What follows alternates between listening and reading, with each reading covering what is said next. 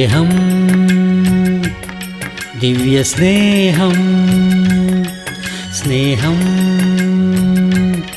ദിവ്യസ്നേഹം. മത്തായിയുടെ സുവിശേഷം 19 അധ്യായം 1 മുതൽ ചില വാക്യങ്ങൾ വായിക്കുന്നു. നിങ്ങൾ ശ്രദ്ധിക്കുക. ഈ വചനങ്ങളെ പറഞ്ഞു തീർത്തിട്ട് യേശു ഗലീലിയ വിട്ടു യോർദാനക്കരെ യഹൂദ്യ ദേശത്തിന്റെ അതിരോളം ചെന്നു. വളരെ പുരുഷാരം അവനെ പിൻചെന്നു. അവൻ അവിടെ വെച്ച് അവരെ സൗഖ്യമാക്കി. പരീശന്മാർ അവന്റെ അടുക്കൽ വന്ന് ഏതു കാരണം ചൊല്ലിയും ഭാര്യയെ ഉപേക്ഷിക്കുന്നത് വിഹിതമോ എന്ന് അവനെ പരീക്ഷിച്ച് ചോദിച്ചു.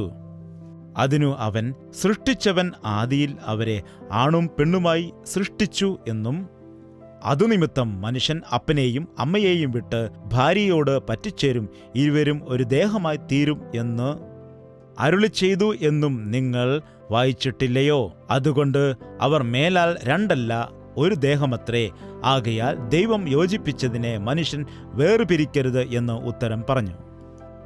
യേശുക്രിസ്തു ഓരോ സ്ഥലങ്ങളിൽ നിന്നും മറ്റ് സ്ഥലങ്ങളിലേക്ക് കാൽനടയായിട്ട് സഞ്ചരിച്ച് രോഗികളെ സൗഖ്യമാക്കി വന്നിരുന്ന സമയം അവർക്കവൻ വിടുതൽ കൊടുത്തു വന്നു.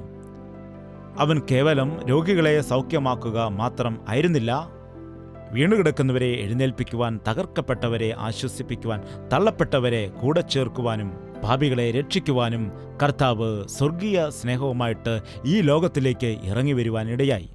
അതുമാത്രമല്ല, അവൻ ദൈവരാജ്യത്തിൻ്റെ വിഷയങ്ങളെക്കുറിച്ചാണ് സംസാരിച്ചു വന്നത്. അതുപോലെ തന്നെ കർത്താവ് അനേകരുടെ സംശയങ്ങൾ മാറ്റുന്നതിന് വേണ്ടി അനേകരുടെ ഹൃദയത്തിലുള്ളതായ ആലോചനകളെ മനസ്സിലാക്കി അവരുടെ പ്രശ്നങ്ങൾക്ക് പരിഹാരം പറയുന്നതിനും ഈ ലോകത്തിലേക്ക് വരുവാനിടയായി. ഈ ദിവസവും ഞാനിവിടെ സംസാരിക്കുന്ന സമയത്ത് ഹൃദയങ്ങളെ പരിശോധിച്ചറിയുന്ന ദൈവം, നിങ്ങളുടെ ഹൃദയത്തിൻ്റെ അവസ്ഥകളെ മനസ്സിലാക്കുന്ന ദൈവം എൻ്റെ വായിൽ കൂടി തൻ്റെ വചനങ്ങളെ സംസാരിച്ച് നിങ്ങൾക്ക് പരിഹാരം നൽകും.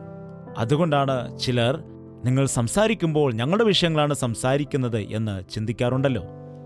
അത് സംസാരിക്കുന്നവൻ പരിശുദ്ധാത്മാവ് ആയതുകൊണ്ട്, നമ്മുടെ ഹൃദയത്തിൻ്റെ അവസ്ഥകളെ മനസ്സിലാക്കി സംസാരിക്കുന്ന ദൈവം ആയതുകൊണ്ട്, ദൈവം അതനുസരിച്ച് തൻ്റെ ദാസന്മാരിൽ കൂടി അവൻ വചനങ്ങളെ അരുളി ചെയ്തുകൊണ്ടേയിരിക്കും.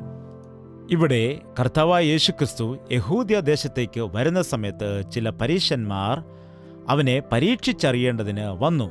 ഏതു കാരണം ചൊല്ലിയും ഭാര്യയെ ഉപേക്ഷിക്കുന്നത് വിഹിതമാണോ എന്നു അവനോട് അവർ ചോദിച്ചു. പുരുഷൻ തൻ്റെ ഭാര്യയെ ഉപേക്ഷിക്കുന്നത് ന്യായമാണോ? നമ്മിൽ പലർക്കും ഇതേ സംശയം തന്നെയുണ്ട്. എൻ്റെ ഭാര്യയെ ഞാൻ ഉപേക്ഷിക്കുവാൻ ആഗ്രഹിക്കുന്നു, എൻ്റെ ഭാര്യയെ ഉപേക്ഷിക്കാൻ പാടില്ലേ എന്ന് ചോദിക്കുന്നവർ നമ്മിൽ പലരുമുണ്ട്. അതുപോലെ ഈ കാലത്ത് എൻ്റെ ഭർത്താവുമായിട്ട് ഒരുമിച്ച് പോകാൻ എനിക്ക് കഴിയില്ല, അതുകൊണ്ട് ഇയാളെ ഞാൻ ഉപേക്ഷിക്കാൻ തീരുമാനിച്ചു എന്ന് പറയുന്ന സ്ത്രീകളും ഉണ്ട്. ഒരു പ്രാവശ്യം ഭാര്യയും ഭർത്താവുമായി ചേർന്ന് കഴിഞ്ഞാൽ പിന്നെ അത്ര എളുപ്പത്തിൽ ഒരാൾ മറ്റൊരാളെ ഉപേക്ഷിക്കുന്നത് സാധ്യമാണ് എന്നാണോ വിചാരിക്കുന്നത്? യഥാർത്ഥത്തിൽ വിവാഹബന്ധം എന്നത് എത്ര വിശുദ്ധമായിട്ടുള്ളതാണ്, ആ ബന്ധം എത്രമാത്രം ആഴമുള്ളതാണ് എന്ന് നമുക്കറിയില്ലേ? ഭാരതീയരായ നമുക്കറിയില്ലേ? ഇന്നത്തെ കാലത്ത് ഈ രാജ്യം ആ രാജ്യമല്ല, ഏതു രാജ്യത്ത് ചെന്നാലും ഇപ്പോൾ ഇതാകുന്നു പ്രശ്നം. ഭാര്യയ്ക്കും ഭർത്താവിനും ഇടയിൽ ഒരുപാട് പ്രശ്നങ്ങൾ, കലഹങ്ങൾ. അവസാനം ഉപേക്ഷിക്കുവാൻ, ബന്ധം വേർപിരിയാൻ അവർ പരിശ്രമിക്കുന്നു. ഒരുമിച്ച് തന്നെ പോകാം, സമാധാനപ്പെടാം, ക്ഷമിക്കാം, സഹിച്ചുകളയാം, മറന്നുകളയാം എന്നുള്ളതായ മനസ്സ് ആരിലും കാണുവാൻ കഴിയുന്നില്ല. പുരുഷനും ക്ഷമിക്കുന്നില്ല, സ്ത്രീയും ക്ഷമിക്കുന്നില്ല. നിനക്ക് നിന്റെ കാര്യം, എനിക്കെൻ്റെ കാര്യമെന്ന് പറഞ്ഞിട്ട് കുടുംബത്തെ അവർ ഛിന്നഭിന്നമാക്കുന്നു, മക്കളെ അനാഥരാക്കി മാറ്റുന്നു. എത്ര ഭയങ്കരമാണ്! അന്നും ഇതേ പ്രശ്നം തന്നെ ഉണ്ടായി. ഭാര്യയെ ഉപേക്ഷിക്കുന്നത് ന്യായമാണോ എന്ന് ചോദിച്ചപ്പോൾ യേശു പറഞ്ഞ ഉത്തരം എന്താണെന്ന് നോക്കൂ. അതിനു അവൻ, സൃഷ്ടിച്ചവൻ ആദിയിൽ അവരെ ആണും പെണ്ണുമായി സൃഷ്ടിച്ചു എന്നും അതുനിമിത്തം മനുഷ്യൻ അപ്പനെയും അമ്മയെയും വിട്ട് ഭാര്യയോട് പറ്റിച്ചേരും, ഇരുവരും ഒരു ദേഹമായി തീരും എന്ന് അരുളി ചെയ്തു. ദൈവം ആദിയിൽ തന്നെ മനുഷ്യനെ പുരുഷനും സ്ത്രീയുമായി സൃഷ്ടിച്ചു. അവരെ രണ്ടുപേരെയും ഒന്നാക്കി മാറ്റിയെന്നും അവർ ഏകശരീരമായി തീരുമെന്നും പറഞ്ഞു. ന്യായപ്രമാണത്തിൽ പറഞ്ഞിരിക്കുന്ന വിഷയം നിങ്ങൾ വായിച്ചിട്ടില്ലേ? നിങ്ങൾക്ക് അറിയില്ലേ? യഥാർത്ഥത്തിൽ വിവാഹ സമയത്ത് ഭാര്യയും ഭർത്താവും പരസ്പരം വാഗ്ദത്തങ്ങൾ കൊടുക്കുവാനിടയാകും. അതൊക്കെ നിങ്ങൾക്ക് ഓർമ്മയുണ്ടോ? നമ്മുടെ ഭാരതത്തിൽ ചില ആളുകളെ സംബന്ധിച്ച് അവർ വിവാഹത്തിൽ എന്തൊക്കെയാണ് പ്രോമിസ് കൊടുത്തത്, ഭാര്യയ്ക്ക് എന്തെല്ലാം വാഗ്ദത്തമാണ് കൊടുത്തത്, അവർക്കത് അറിയുകയേ ഇല്ല. ഒരു ക്രിസ്തീയ വിവാഹത്തിലാണെങ്കിൽ തീർച്ചയായിട്ടും ഭർത്താവ് ഭാര്യയ്ക്ക് വാഗ്ദത്തം കൊടുക്കും. നിന്നെ ഞാൻ സ്നേഹിച്ച് എൻ്റെ സ്വന്തം ഭാര്യയായിട്ട് സ്വീകരിച്ച് നിന്നെ സംരക്ഷിച്ച് ദുഃഖത്തിലും സന്തോഷത്തിലും സമ്പന്നതയിലും ഇല്ലായ്മയിലും ഒരുപോലെ മരണം നമ്മെ വേർപിരിക്കുന്നതുവരെയും നാം ഒരുമിച്ച് ജീവിക്കും എന്നുള്ളത് വിവാഹ സമയത്ത് കൊടുക്കുന്ന വാഗ്ദത്തമാണ്. എന്നാൽ എത്ര വേഗത്തിലാണ് വിവാഹം കഴിഞ്ഞിട്ട് 3-ാം നാൾ തന്നെ വേർപിരിയുന്നതായ ആളുകൾ ഇന്ന് നമ്മുടെ സമൂഹത്തിൽ നമുക്ക് കാണാൻ കഴിയും. ഈ കാലത്തത് സ്ഥിരമായ വാർത്തയായിരിക്കുന്നു. മാതാപിതാക്കൾ പോലും അവരെ സപ്പോർട്ട് ചെയ്ത് നിൽക്കുന്നു. വിവാഹം കഴിഞ്ഞതായ ദമ്പതികളെ വേർപിരിക്കുക എന്നത് വളരെ വേദനാജനകമായ കാര്യമല്ലേ? വിവാഹബന്ധം വിശുദ്ധമായതാണ്. കുടുംബജീവിതത്തിൽ പ്രശ്നങ്ങൾ ഉണ്ടാകും. വിവാഹ ജീവിതത്തിൽ രണ്ടുപേരും ഒരുപോലെ ആയിരിക്കില്ല. ഒരാൾ മറ്റൊരാളെ മനസ്സിലാക്കി അഡ്ജസ്റ്റ് ചെയ്ത് ജീവിക്കുന്നതാണ് കുടുംബജീവിതം. എന്നാൽ ഈ കാലത്ത് വിവാഹം കഴിഞ്ഞ അടുത്ത ദിവസം തന്നെ വിവാഹമോചനത്തിന് കേസ് കൊടുക്കുന്നത്, എൻ്റെ മകൾക്ക് മറ്റൊരു വിവാഹം കഴിക്കാൻ നോക്കുകയാണ് എന്ന് മാതാപിതാക്കൾ തീരുമാനിക്കുന്നത് എത്ര ദുഃഖകരമായ അവസ്ഥയാണ്. പ്രിയ സഹോദര സഹോദരി, യേശുക്രിസ്തു പറഞ്ഞതായ വാക്കുകൾ നോക്കൂ. ആകയാൽ ദൈവം യോജിപ്പിച്ചതിനെ മനുഷ്യൻ വേർപിരിക്കരുത്. ഒരിക്കൽ വിവാഹം കഴിച്ചാൽ പിന്നെ അവർ മരണം വരെയും ഒരുമിച്ച് ജീവിക്കേണ്ടവരാണ്. മരണത്തിലൂടെയല്ലാതെ അവർ ഒരിക്കലും വേർപിരിയുവാൻ പാടില്ല എന്ന് കർത്താവ് പറഞ്ഞു. എന്തുകൊണ്ടാണ് എടുത്തു ചാടി ചിന്തിച്ച് ഭർത്താവിനെ ഉപേക്ഷിക്കാൻ വേണ്ടി ചിന്തിക്കുന്നത്? ഓരോ ചെറിയ കാര്യത്തിനും ഭാര്യയെ കുറ്റം വിധിച്ചുകൊണ്ട് അവൾ നശിച്ചു പോകണമെന്നും മരിച്ചു പോകണമെന്നും വേർപിരിഞ്ഞു പോകണമെന്നും ഭാര്യയെക്കുറിച്ച് എന്തിനാണ് സഹോദര ചിന്തിക്കുന്നത്? ദൈവസന്നിധിയിൽ അനുതപിക്കുക. ഇവൾ ശരിയല്ല എന്ന് പറഞ്ഞ് മറ്റൊരു സ്ത്രീയെ വിവാഹം കഴിക്കുവാൻ ആഗ്രഹിക്കുന്ന ഭർത്താവ് ആ സ്ത്രീയും നല്ലവളായിരിക്കുമെന്ന് എങ്ങനെ വിശ്വസിക്കാം? ചിന്തിക്കുക. ഞങ്ങൾ നിയമപ്രകാരമാണ് വേർപിരിയുന്നത്, ഞങ്ങൾ ഡിവോഴ്സിന് അപ്ലൈ ചെയ്തിരിക്കുന്നു, ഞങ്ങൾ നിയമപ്രകാരമായിട്ട് വിവാഹബന്ധം വേർപെടുത്തി ജീവിക്കാൻ കഴിയില്ല, ഇതിലെന്താണ് അന്യായമെന്ന് ചോദിക്കുന്നു. ആ കാലഘട്ടത്തിലും അങ്ങനെയുള്ള നിയമങ്ങളുണ്ടായിരുന്നു. പരീശന്മാർ ചോദിക്കുകയാണ് അവർ അവനോട്, എന്നാൽ ഉപേക്ഷണപത്രം കൊടുത്തിട്ട് അവളെ ഉപേക്ഷിപ്പാൻ മോശ കൽപ്പിച്ചത് എന്തു എന്ന് ചോദിച്ചു. അത് നിങ്ങളുടെ ഹൃദയ കാഠിന്യം നിമിത്തമത്രേ ഭാര്യമാരെ ഉപേക്ഷിപ്പാൻ മോശ അനുവദിച്ചത്, ആദിയിൽ അങ്ങനെയല്ലായിരുന്നു എന്ന് പറഞ്ഞു. നിയമപ്രകാരമായിട്ട് വിവാഹമോചനം ചെയ്യുന്നത് ഒരു വിഷയമാണ്. എന്നാൽ ആത്മീയമായിട്ട് കുടുംബപരമായിട്ട് വിവാഹമോചനം ചെയ്യുന്നത് നിയമപ്രകാരം അനുവദിച്ചിരിക്കുന്നുവെങ്കിലും ദൈവത്തിന്റെ വിഷയത്തിൽ അത് അനുവദനീയമല്ല. വിവാഹം മോചിപ്പിക്കുവാൻ വ്യഗ്രത കാട്ടുന്ന ആളുകൾ പിശാചിന്റെ ആലോചനയിലാണുള്ളത്. അവൻ കുടുംബങ്ങളെ ഛിന്നഭിന്നമാക്കാൻ ആശിക്കുന്നവനാണ്. അനേക കുടുംബങ്ങളിൽ കടന്നിട്ട് കുടുംബങ്ങളെ ഛിന്നഭിന്നമാക്കി മാറ്റുന്നതിന് പിശാച് തന്ത്രമൊരുക്കിയിരിക്കുന്നു. അതെ, മനുഷ്യജാതി തകർന്നു പോകണമെങ്കിൽ കുടുംബങ്ങൾ ഛിന്നഭിന്നമായി പോയാൽ മതി. ഭാര്യയും ഭർത്താവും വേർപിരിയുകയാണെങ്കിൽ അവരുടെ മക്കൾക്ക് നല്ല ഭാവി ഉണ്ടാകുമോ? ചിന്തിച്ചു നോക്കുക. ദൈവം നിനക്ക് നൽകിയ നല്ല മക്കളെ ഉപേക്ഷിച്ചിട്ട്, ഭാര്യയെ ഉപേക്ഷിച്ചിട്ട് എവിടേക്കാണ് സഹോദര പോകുന്നത്? എൻ്റെ ഭർത്താവ് എന്നെയും മക്കളെയും വിട്ടിട്ട് പോകാനിടയായി എന്ന് പറഞ്ഞ് എത്രയോ ഭാര്യമാർ കണ്ണുനീര് ഒഴുക്കുന്നുണ്ട് എന്ന് നിങ്ങൾക്കറിയാമോ? ഞാൻ വിവാഹമോചനം കൊടുക്കാൻ പോവുകയാണ്, എനിക്ക് അയാളെ ഇഷ്ടമല്ല, ഞാൻ അദ്ദേഹത്തിൻ്റെ കൂടെ താമസിക്കുവാൻ ഇഷ്ടപ്പെടുന്നില്ല പറയുന്ന സഹോദരിമാരും ഉണ്ട്. നിന്റെ ഭാര്യയുടെ കണ്ണുനീർ നിനക്ക് ക്ഷേമമല്ല. നിന്റെ മക്കളെ ഉപേക്ഷിക്കുന്നത് നിനക്ക് ന്യായമല്ല. പോകൂ, നിന്റെ ഭാര്യയുമായി സമാധാനപ്പെട്ട് നിന്റെ മക്കളെയും ചേർത്തുകൊണ്ട് നിന്റെ കുടുംബത്തെ നീ പണിയുക. യേശുക്രിസ്തു നിന്നോട് ക്ഷമിക്കും, അവൻ നിന്നെ സഹായിക്കും. പരസ്ത്രീ വ്യാമോഹത്തിൽപ്പെട്ട് ഭാര്യയെയും മക്കളെയും ഉപേക്ഷിച്ചു കളഞ്ഞിരിക്കുകയാണോ? വേശ്യാസ്ത്രീ ആഴമുള്ള കുഴിയും പരസ്ത്രീ ഇടുക്കുമുള്ള കിണറുമാകുന്നു. പരസ്ത്രീയുടെ വായ ആഴമുള്ള കുഴിയാകുന്നു, യഹോവയാൽ ത്യജിക്കപ്പെട്ടവർ അതിൽ വീഴും. ഒരുപക്ഷെ ഇപ്പോൾ തന്നെ നീ പരസ്ത്രീയുടെ വശ്യവാക്കുകളിൽ ആകർഷണീയനായിട്ട് നീ ജീവിതം മുൻപോട്ട് കൊണ്ടുപോവുകയാണെങ്കിൽ, അയ്യോ, വേശ്യയുടെ ഭവനത്തിൽ പോകരുത്, അത് പാതാളത്തിലേക്കുള്ളതായ വഴിയാകുന്നു എന്ന് ദൈവത്തിന്റെ വചനം പറയുന്നു. ഇപ്പോഴെങ്കിലും നിന്റെ പാപത്തെ ഓർത്ത് നീ പശ്ചാത്തപിക്കുകയാണെങ്കിൽ നിന്നോട് ക്ഷമിക്കുവാൻ കർത്താവ് യേശുക്രിസ്തു ഒരുങ്ങിയിരിക്കുന്നു. മനസ്സ് തകർന്നവരുടെ ഹൃദയങ്ങളെ പണിയുവാൻ അവൻ മതിയായവനാണ്.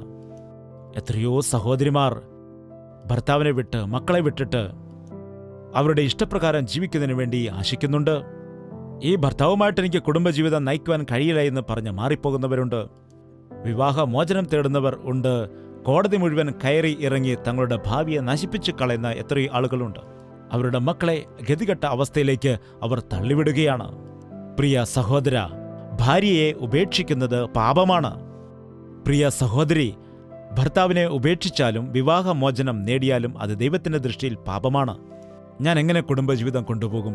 ഇയാൾ വലിയ ഒരു മദ്യപാനിയാണ്, എൻ്റെ ഭാര്യ തനിഷ്ടക്കാരിയാകുന്നു എന്ന് പലരും പരാതിപ്പെടുന്നത് കേൾക്കാം. ചിലരാണെങ്കിൽ താൻ വിവാഹം കഴിച്ച ഭാര്യയെയോ ഭർത്താവിനെയോ സഹിക്കുവാൻ കഴിയാതെ, ക്ഷമിക്കുവാൻ കഴിയാതെ വിവാഹമോചനം നേടുന്നതായ ആളുകളുമുണ്ട്. നിങ്ങൾ രണ്ടുപേരും മുഴങ്കാൽ മടക്കി പ്രാർത്ഥിച്ചാൽ നിങ്ങളുടെ കുടുംബത്തിലൊരു അത്ഭുതം സംഭവിക്കും. നിന്റെ ഭാര്യയെ മാറ്റിയെടുക്കുവാൻ കഴിയുന്ന ശക്തി കർത്താവിനുണ്ട്. നിന്റെ ഭർത്താവിനെ മാറ്റിയെടുക്കുവാൻ, വിടുവിക്കുവാൻ കർത്താവ് മതിയായവനാണ്. വിശ്വസിക്കുക, എത്രയോ തകർന്നുപോയ കുടുംബങ്ങളെ ദൈവം ഇന്ന് പണിയുന്നുണ്ട്. ഒരു കാലത്ത് കലഹങ്ങൾ മാത്രമുണ്ടായിരുന്ന കുടുംബങ്ങൾ ഇന്ന് കർത്താവിൽ വിശ്വസിച്ചുകൊണ്ട് സമാധാനത്തോടെ ജീവിക്കുന്നുണ്ട്. നിന്റെ കുടുംബത്തെയും ദൈവം പണിയും. നിന്റെ കുടുംബത്തിലുണ്ടാകുന്ന പ്രശ്നങ്ങൾക്ക് വിവാഹമോചനമല്ല പരിഹാരം. സമാധാനം നൽകുവാൻ കഴിയുന്ന കർത്താവിൻ്റെ അടുക്കിലേക്ക് വരിക. ദൈവം നിന്റെ കുടുംബത്തെ പണിയാനിടയാകും. അനേകം മാതാപിതാക്കളും ഇന്ന് ഭാര്യയെയും ഭർത്താവിനെ ഭിന്നിപ്പിക്കുന്ന രീതിയിലാണുള്ളത്. തൻ്റെ മകൻ്റെ പക്ഷം പിടിച്ച്, തൻ്റെ മകളുടെ പക്ഷം പിടിച്ചുകൊണ്ട് അവരെ തമ്മിൽ തെറ്റിക്കാൻ വേണ്ടി പരിശ്രമിക്കുന്നു. അവർ സമാധാനമുണ്ടാക്കുന്നില്ല. സമാധാനമുണ്ടാക്കുന്നവർ ഭാഗ്യവാന്മാർ, അവർ ദൈവത്തിൻ്റെ പുത്രന്മാർ എന്ന് വിളിക്കപ്പെടും. കലഹങ്ങൾ ഉണ്ടാക്കുന്നവർ ഭോഷന്മാർ, അവർ പിശാചിന്റെ മക്കളെന്ന് വിളിക്കപ്പെടും. മാതാപിതാക്കളായ നിങ്ങൾ മക്കളെ ഒരുമിപ്പിക്കുന്നതിന് പകരമായിട്ട് എന്തിനാണ് അവരെ വേർപിരിക്കാൻ ശ്രമിക്കുന്നു? എത്രയോ മാതാപിതാക്കൾ ഇന്ന് പറയുന്നുണ്ട്, ഇവളുമായിട്ട് നീ കുടുംബജീവിതം നയിക്കരുത് എന്ന് പറയുന്നവരെ കാണാൻ കഴിയും. അതുപോലെ ഇന്ന് എത്രയോ മാതാപിതാക്കൾ ഇവൾ ഈ കുടുംബത്തിൽ വരുവാൻ പാടില്ല എന്ന് പറഞ്ഞ്, നിനക്ക് ഞങ്ങൾ വേണമോ ഇവൾ വേണമോ എന്ന് തീരുമാനിക്കൂ എന്ന് പറഞ്ഞ് മകനോട് വഴക്കുണ്ടാക്കുന്നവരുമുണ്ട്. പ്ലീസ്, ദയവ് ചെയ്ത് നിങ്ങളുടെ മകൻ്റെ സന്തോഷം നിങ്ങൾ ആഗ്രഹിക്കുന്നുണ്ടെങ്കിൽ, നിങ്ങളുടെ മകളുടെ സന്തോഷം ആഗ്രഹിക്കുന്നുണ്ടെങ്കിൽ, അവരെ നിങ്ങൾക്ക് ഇഷ്ടമല്ല എങ്കിലും അവർ പരസ്പരം ഇഷ്ടത്തോടെ ഒരുമിച്ച് ജീവിക്കുവാൻ അവരെ നിങ്ങൾ അനുവദിക്കൂ. അവർ പരസ്പരം അംഗീകരിക്കുവാനും മനസ്സിലാക്കുവാനും അവർക്ക് സമയം കൊടുക്കൂ. അതിൽ നിങ്ങൾ തലയിട്ടിട്ട് ചെറിയ ചെറിയ പ്രശ്നങ്ങൾ വലുതാക്കി മാറ്റി വിവാഹമോചനത്തിന്, കുടുംബം ഛിന്നഭിന്നമായി പോകുന്നതിന് എന്തിനാണ് പ്രേരിപ്പിക്കുന്നത്? പ്രിയ മാതാപിതാക്കളെ, ആദ്യം തന്നെ നിങ്ങളുടെ മക്കളുടെ വിവാഹകാര്യത്തിൽ വളരെ ജാഗ്രതയോടായിരിക്കൂ. വിവാഹം നടന്നതിന് ശേഷം ഏതു സാഹചര്യത്തിലും അവരെ വേർപിരിക്കുവാൻ നിങ്ങൾ പരിശ്രമിക്കരുത്. അങ്ങനെ ചെയ്താൽ ദൈവത്തിന്റെ കോപം നിങ്ങളുടെ മേൽ വരും. ഭാര്യാഭർത്താക്കന്മാരുടെ ഇടയിൽ പ്രശ്നങ്ങൾ ഉണ്ടാകും. അവർ പരസ്പരം മനസ്സിലാക്കാൻ കുറച്ച് സമയം എടുത്തേക്കാം. ഈ സമയത്ത് നിങ്ങൾ തലയിട്ട് ഭിന്നത ഉണ്ടാക്കുന്നത് ശരിയല്ലല്ലോ. യേശുക്രിസ്തു വ്യക്തമായിട്ട് പറഞ്ഞു, ഒരു സാഹചര്യത്തിലും ഭാര്യയെ ഉപേക്ഷിച്ചു കളയുവാൻ പാടില്ല. അതുമാത്രമല്ല, മർക്കോസിന്റെ സുവിശേഷം 10:11-12 നോക്കൂ. അവൻ അവരോട്, ഭാര്യയെ ഉപേക്ഷിച്ച് മറ്റൊരുത്തിയെ വിവാഹം കഴിക്കുന്നവൻ അവൾക്ക് വിരോധമായി വ്യഭിചാരം ചെയ്യുന്നു. സ്ത്രീയും ഭർത്താവിനെ ഉപേക്ഷിച്ച് മറ്റൊരുത്തനുമായി വിവാഹം കഴിഞ്ഞാൽ വ്യഭിചാരം ചെയ്യുന്നു എന്ന് പറഞ്ഞു. അതുമാത്രമല്ല, മത്തായിയുടെ സുവിശേഷം 19:9 നോക്കൂ. ഞാനോ നിങ്ങളോട് പറയുന്നത്, പരസംഗം ഹേതുവല്ലാതെ ഭാര്യയെ ഉപേക്ഷിച്ചിട്ട് മറ്റൊരുത്തിയെ വിവാഹം കഴിക്കുന്നവൻ വ്യഭിചാരം ചെയ്യുന്നു. ഉപേക്ഷിക്കപ്പെട്ടവളെ വിവാഹം കഴിക്കുന്നവനും വ്യഭിചാരം ചെയ്യുന്നു. പരസംഗം ഹേതു അല്ലാതെ തൻ്റെ ഭാര്യയെ ഉപേക്ഷിച്ചിട്ട് മറ്റൊരുത്തിയെ വിവാഹം കഴിക്കുന്നവൻ വ്യഭിചാരം ചെയ്യുന്നു. ഉപേക്ഷിക്കപ്പെട്ടവളെ വിവാഹം കഴിക്കുന്നവനും വ്യഭിചാരം ചെയ്യുന്നു എന്ന് യേശുക്രിസ്തു പറയുന്നു. വ്യഭിചാരികളെയും ദുർനടപ്പുകാരെയും ദൈവം ന്യായം വിധിക്കും എന്നും ദൈവത്തിൻ്റെ വചനം പറയുന്നു. വ്യഭിചാരം കാരണം ഉപേക്ഷിക്കുവാൻ കഴിയുമെന്നാണ്. ചിലർ അങ്ങനെ തന്നെ പറയും, എൻ്റെ ഭർത്താവ് വ്യഭിചാരിയാണ്, എൻ്റെ ഭാര്യ വ്യഭിചാരിയാണ്, അതുകൊണ്ട് ഞാൻ ഉപേക്ഷിക്കുകയാണെന്ന്. ശരി, യഥാർത്ഥമായും നിന്റെ ഭാര്യ വ്യഭിചാരിയാണെങ്കിൽ, ഭർത്താവ് വ്യഭിചാരിയാകുന്നുവെങ്കിൽ നിനക്ക് ഉപേക്ഷിക്കണമെന്നുണ്ടെങ്കിൽ ഉപേക്ഷിക്കുക. എന്നാൽ ഉപേക്ഷിച്ചിട്ട് മറ്റൊരാളെ നീ വിവാഹം കഴിക്കുകയാണെങ്കിൽ വ്യഭിചാരം ചെയ്യുകയാണ് എന്ന് ദൈവവചനം പറയുന്നു. അതിനു പകരമായി നിന്റെ ഭർത്താവിനെ കർത്താവ് മാറ്റുന്നതിനായിട്ട് പ്രാർത്ഥിക്കാൻ കഴിയില്ലേ? പ്രിയ സഹോദര സഹോദരി, ഇന്നു മുതൽ നിങ്ങളുടെ ജീവിതത്തിൽ ഒരിക്കൽ പോലും ഭാര്യയെ ഉപേക്ഷിച്ച് കളയണം, ഭർത്താവിനെ ഉപേക്ഷിക്കണം എന്നുള്ളതായ ചിന്ത ഹൃദയത്തിൽ വരരുത്. നിങ്ങളുടെ കുടുംബത്തിൽ പ്രശ്നങ്ങൾ ഉണ്ടെങ്കിൽ, നിങ്ങൾക്ക് മധ്യയിൽ ഭിന്നത ഉണ്ടെങ്കിൽ നിങ്ങൾ പരസ്പരം സംസാരിക്കുക, വേണമെങ്കിൽ അല്പം കലഹിക്കൂ, എന്നാൽ സമാധാനപ്പെട്ട് കുടുംബത്തെ പണിയുക. നല്ല ഉപദേശം നൽകുന്ന ഒരു ദൈവദാസന്റെ അരികിലേക്കോ നിങ്ങൾക്ക് വേണ്ടി പ്രാർത്ഥിക്കുന്ന ദൈവമക്കളുടെ അരികിലേക്കോ പോകൂ. അതല്ലാതെ നിങ്ങൾ നിങ്ങളുടെ മാതാപിതാക്കളുടെ അടുക്കൽ പോയാൽ അവർ നിങ്ങളുടെ പക്ഷത്ത് മാത്രമേ നിൽക്കുവാനിടയാകൂ. അവരുടെ മാതാപിതാക്കൾ അവരുടെ പക്ഷത്ത് നിൽക്കും. അപ്പോൾ കലഹം വർദ്ധിച്ചിട്ട് പ്രശ്നം ഗുരുതരമാകാനിടയാകും. പ്രിയ സഹോദര സഹോദരി, കുടുംബ വ്യവസ്ഥ അത് ദൈവം ഉണ്ടാക്കിയതാണ്. സ്നേഹത്തോടുകൂടി, സമാധാനത്തോടെ, ക്ഷമയോടുകൂടി ഒരാൾക്ക് വേണ്ടി മറ്റൊരാൾ ജീവിക്കുന്നതാണ് വിവാഹം. ഇരുവരും ഒരുമിച്ച് ജീവിച്ചുകൊണ്ട് നല്ല മക്കൾക്ക് ജന്മം കൊടുത്ത് അവരെ അനുഗ്രഹിതരാക്കി വളർത്തി എടുക്കണം എന്നതാണ് ദൈവത്തിന്റെ ഹിതം. ഇന്ന് ഭിന്നമായി പോകുന്ന കുടുംബങ്ങളിൽ വളരുന്നതായ മക്കൾ മാനസികമായി ബലഹീനരാകുന്നു. പഠനത്തിൽ മുന്നേറുവാൻ അവർക്ക് കഴിയുന്നില്ല. അനാഥനായിട്ട് മാറിപ്പോകുന്നു. എനിക്ക് ഒരു രക്ഷകർത്താവേ ഉള്ളൂ, മാതാവോ പിതാവോ ഒരാളേ ഉള്ളൂ എന്ന് പറഞ്ഞുകൊണ്ട് നിരാശപ്പെട്ട് സമൂഹത്തിൽ അപമാനം സഹിച്ച് നിന്ദിക്കപ്പെട്ട് അവർ ജീവിക്കുന്നു, ഒറ്റപ്പെടൽ അനുഭവിക്കുന്നു. അങ്ങനെയുള്ള അവസ്ഥ നിങ്ങളുടെ മക്കൾക്ക് വരാതിരിക്കണമെങ്കിൽ നിങ്ങൾ പരസ്പരം സമാധാനത്തോടെ ജീവിക്കുവാൻ ശ്രമിക്കൂ. പ്രശ്നങ്ങളെ പരിഹരിക്കുക. ഒരാൾ മറ്റൊരാൾക്ക് വേണ്ടി ജീവിക്കുക. നിങ്ങളുടെ ഭർത്താവിന് ഇഷ്ടമില്ലാത്തത് വിട്ടുകളയുക. നിന്റെ ഭാര്യയ്ക്ക് ഇഷ്ടമില്ലാത്തത് വിട്ടുകളയുക. നിങ്ങൾ രണ്ടുപേരും ഒരാൾക്ക് വേണ്ടി മറ്റൊരാൾ ജീവിക്കുവാൻ ശീലിക്കുക. അപ്പോൾ നിങ്ങളുടെ ഭവനത്തിൽ അനുഗ്രഹം ഉണ്ടാകും. ദൈവം നിങ്ങളെ അനുഗ്രഹിക്കേണ്ടതിന്, നിങ്ങളെ ബന്ധിപ്പിക്കേണ്ടതിന്, നിങ്ങളെ ദൈവസ്നേഹത്താൽ നിറയ്ക്കേണ്ടതിന്, നിങ്ങളുടെ കുടുംബജീവിതം അനുഗ്രഹിക്കുവാനും നിങ്ങൾക്ക് ദൈവിക നന്മകൾ നൽകുവാനും അവൻ ആഗ്രഹിക്കുന്നു. നിങ്ങൾ രണ്ടുപേരും പ്രാർത്ഥിച്ചാൽ ദൈവം അത്ഭുത കാര്യങ്ങളെ ചെയ്യുവാനിടയാകും. ഇപ്പോൾ തന്നെ നിങ്ങളുടെ ഭർത്താവുമായി പിണങ്ങി വന്നിരിക്കുകയാണെങ്കിൽ ഇപ്പോൾ തന്നെ ഫോൺ ചെയ്ത് ആ ഭർത്താവിനോട് ക്ഷമ ചോദിക്കൂ സഹോദരി. ഇപ്പോൾ നിങ്ങളുടെ ഭാര്യയെ നിങ്ങൾ ഇറക്കി വിട്ടിരിക്കുകയാണെങ്കിൽ ക്ഷമ ചോദിച്ച് നിങ്ങളുടെ ഭാര്യയെ വിളിച്ചുകൊണ്ടുവരിക. നിന്റെ കുടുംബത്തെ പണിയൂ. ദൈവം നിന്നെ അനുഗ്രഹിക്കും, ബലപ്പെടുത്തും. ഇല്ലായെങ്കിൽ ഈ ലോകത്തിൽ നരകജീവിതം അനുഭവിക്കേണ്ടി വരും. ഈ ലോകം വിട്ടുപിരിഞ്ഞു പോയാലും വ്യഭിചാരികൾക്കും വേശ്യകൾക്കും ഉള്ളതായ ന്യായവിധി അനുസരിച്ച് നിത്യ നരകത്തിലേക്ക് പോകേണ്ടി വരും. ഇപ്പോൾ തന്നെ യേശു കർത്താവേ, എന്നോട് ക്ഷമിക്കൂ എന്ന് കർത്താവിൻ്റെ സന്നിധിയിൽ പ്രാർത്ഥിക്കുക. നിങ്ങൾ രണ്ടുപേരും ഒരുമിച്ചാണ് ഈ പ്രോഗ്രാം കാണുന്നതെങ്കിൽ ഇപ്പോൾ തന്നെ അവിടെ മുഴങ്കാലിൽ ഇരുന്നുകൊണ്ട് കർത്താവിനോട് പ്രാർത്ഥിക്കുക. നിങ്ങളുടെ ഹൃദയങ്ങളെ ഒരുമിപ്പിച്ചുകൊണ്ട് നിങ്ങളുടെ ഇടയിലുണ്ടായിരുന്ന ദുഷ്ടന്റെ സകല പ്രവൃത്തികളെയും കർത്താവ് അഴിച്ചു കളയുവാനും ഇടയാകും. പ്രാർത്ഥന. പരിശുദ്ധനായ സ്നേഹമുള്ള പിതാവേ, കുടുംബ ബന്ധങ്ങൾ നശിപ്പിക്കുന്നതിനു വേണ്ടി പിശാച് ചെയ്യുന്നതായ പരിശ്രമങ്ങളെല്ലാം പരാജയപ്പെടുന്നതിന് നിന്റെ സ്നേഹത്താൽ നിറച്ചുകൊണ്ട് ഓരോ പുരുഷനും തന്നെപ്പോലെ തന്റെ ഭാര്യയെ സ്നേഹിക്കുവാൻ, എല്ലാ സ്ത്രീകളും തന്റെ ഭർത്താക്കന്മാർക്ക് കീഴടങ്ങാൻ, അനുഗ്രഹീതമായ കുഞ്ഞുങ്ങൾക്ക് ജന്മം കൊടുത്ത് കുടുംബത്തെ പണിതുകൊണ്ട് സമാധാനത്തോടെ ജീവിക്കുവാൻ വേണ്ടി അവരെ അനുഗ്രഹിക്കണമേ. ഇപ്പോൾ തന്നെ പിശാച് തകർത്തു കളയാൻ വേണ്ടി പരിശ്രമിച്ചുകൊണ്ടിരിക്കുന്ന എല്ലാ കുടുംബങ്ങളെയും നസ്രയനായ യേശുക്രിസ്തുവിന്റെ അധികാരമുള്ള നാമത്തിൽ വിടുവിച്ചെടുക്കുകയാണ്. ഈ ഭർത്താവിനോടൊപ്പം മുൻപോട്ട് പോകാൻ കഴിയില്ല, ഈ ഭാര്യയോടൊപ്പം ജീവിക്കുവാൻ എനിക്ക് കഴിയില്ല, ഈ ദുഃഖകരമായ ലോകത്തിൽ മുൻപോട്ട് പോകുവാൻ കഴിയില്ല എന്ന് പറഞ്ഞ് നിരാശയോടെ ആയിരിക്കുന്ന എല്ലാ കുടുംബങ്ങളെയും ഇന്ന് തന്നെ നീ ദർശിക്കുമാറാകണമേ. ആ കുടുംബങ്ങളിൽ സമാധാനവും സ്നേഹവും ഉണ്ടാകുന്നതിന് നിന്റെ സ്വർഗീയ അനുഗ്രഹങ്ങളെ അവരിലേക്ക് അയക്കണമേ അപ്പ. ദുഷ്ടന്റെ തന്ത്രങ്ങളെ നസ്രയനായ യേശുക്രിസ്തുവിന്റെ നാമത്തിൽ അഴിച്ചു കളയുകയാണ്. അങ്ങനെയുള്ള കുടുംബങ്ങളിലെ കുഞ്ഞുങ്ങളെ നീ ദർശിക്കുമാറാകണമേ. ഇപ്പോൾ തന്നെ അവർ മാനസികമായി തകർന്ന് നിരാശയിലായിരിക്കുന്ന അവസ്ഥയിലാണെങ്കിൽ ആ ഭവനത്തിൽ ഇപ്പോൾ തന്നെ നിന്റെ അനുഗ്രഹത്തെ അയച്ചു നീ അവരെ ബലപ്പെടുത്തുമാറാകണം. മാതാപിതാക്കൾ ആ കുഞ്ഞുങ്ങളെയും ചേർത്തുകൊണ്ട് അവർ ഒരുമിച്ച് കുടുംബമായി മുഴങ്കാലമടക്കി പ്രാർത്ഥിക്കുവാൻ സഹായിക്കണമേ. അനാവശ്യമായ കലഹങ്ങളിൽപ്പെട്ട കുടുംബജീവിതം നശിപ്പിച്ച് കോടതി കയറിയിറങ്ങുന്ന ആളുകളുണ്ടെങ്കിൽ ആ വിവാഹ മോചന കേസുകൾ പിൻവലിക്കുവാന്, സമാധാനപ്പെടുവാൻ, പരസ്പരം ക്ഷമിക്കുവാൻ, കുടുംബങ്ങളെ പണിയുവാൻ നിന്റെ പരിശുദ്ധാത്മാവിന്റെ പ്രവൃത്തികളെ നീ ചെയ്യണമേ അപ്പ. ആരോടാണ് നീ സംസാരിക്കാൻ ആഗ്രഹിക്കുന്നത്, ഏത് കുടുംബമാണോ പണിയുവാൻ ആഗ്രഹിക്കുന്നത്, അങ്ങനെയുള്ള വ്യക്തികളെ നിന്റെ കരം നീട്ടി നീ അനുഗ്രഹിക്കുമാറാകണമേ. നിന്റെ സ്നേഹത്തിൽ അവരെ ഒരുമിപ്പിക്കണമേ. പിശാചിന്റെ തന്ത്രങ്ങളെ തകർക്കണമേ.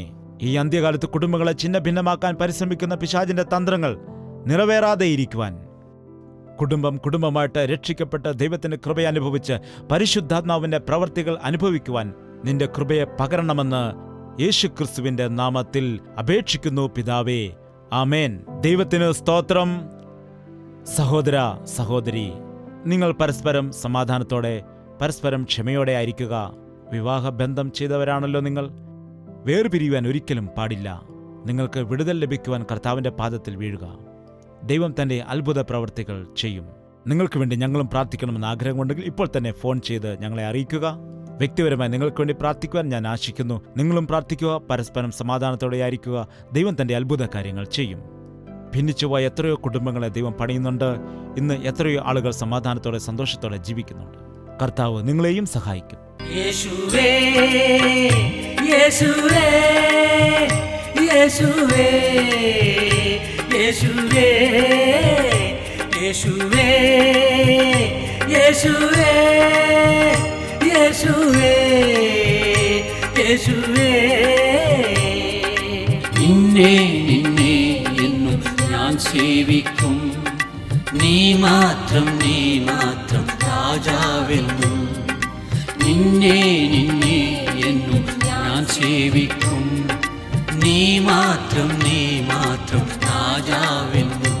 യേശുവേ യേശുവേ യേശുവേ യേശുവേ യേശുവേ യേശുവേ യേശുവേ യേശുവേ യേശുവേ യേശുവേ യേശുവേ